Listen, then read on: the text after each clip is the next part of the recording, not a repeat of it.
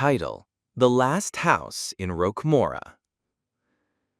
Nestled deep inside the Western Ghats, far from any maps or mobile signal, there was a village called Roquemora. It wasn't just hidden, it was forgotten.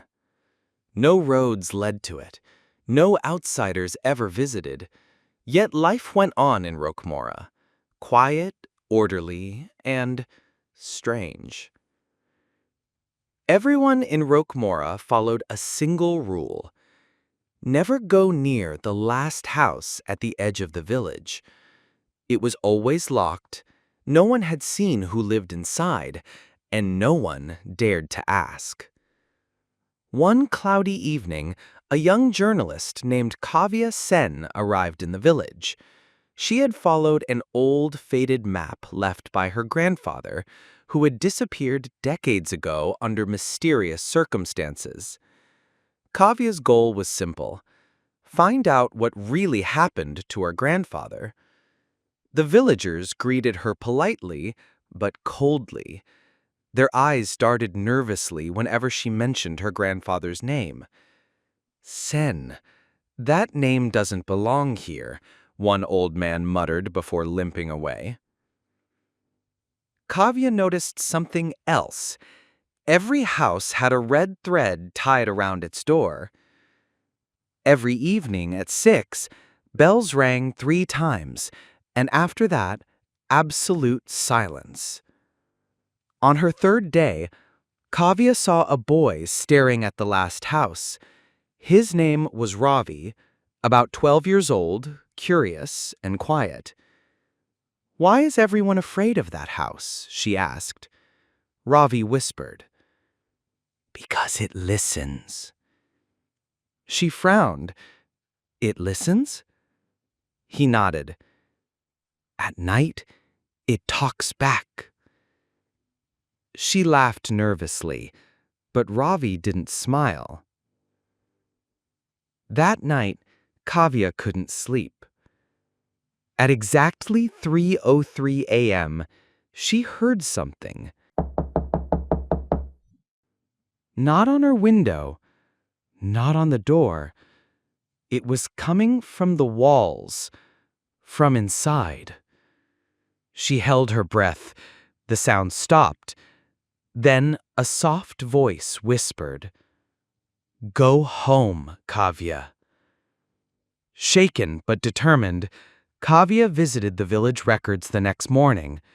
In the dusty archives, she found her grandfather's name scribbled in faded ink. Under it, one word was written: "Last house." She decided to break the rule.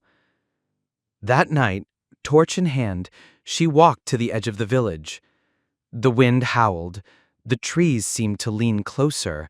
The villagers watched from their windows but said nothing. The last house stood tall and quiet. She pushed the door. It opened. Inside, the air was thick, cold. Old portraits lined the wall. One of them was her grandfather. A journal lay on a table. She flipped it open. It read, "They took me. I was chosen. The house listens. It remembers. It punishes." Suddenly, the door slammed shut behind her. A chair creaked in the dark corner. And then, a figure emerged. It was her grandfather, or someone who looked like him. His eyes were pale, almost white. His voice was hollow. "You shouldn't have come." Kavya stepped back. "Grandpa, is it really you?" He didn't answer. Instead, he reached out and touched the journal. The pages flipped on their own to the last entry. To break the curse, the bloodline must return.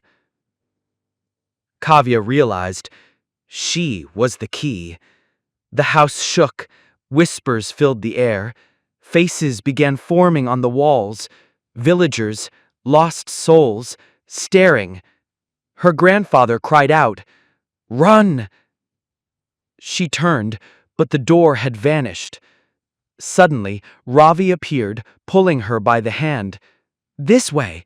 he shouted, dragging her through a hidden staircase below the floor. They emerged near the riverbank, gasping, terrified.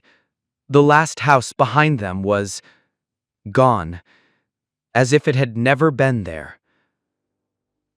The next morning, the villagers were different, lighter, relieved. A woman smiled at Kavya and handed her a red thread. "You brought balance," she said. Kavya didn't understand.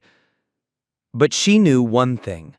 The village was watching, and it had chosen her. Years later, tourists began hearing rumors about a hidden village where no roads led, no phones worked, and no one aged. A village with no last house, only whispers, and the new guardian? A woman named Kavya.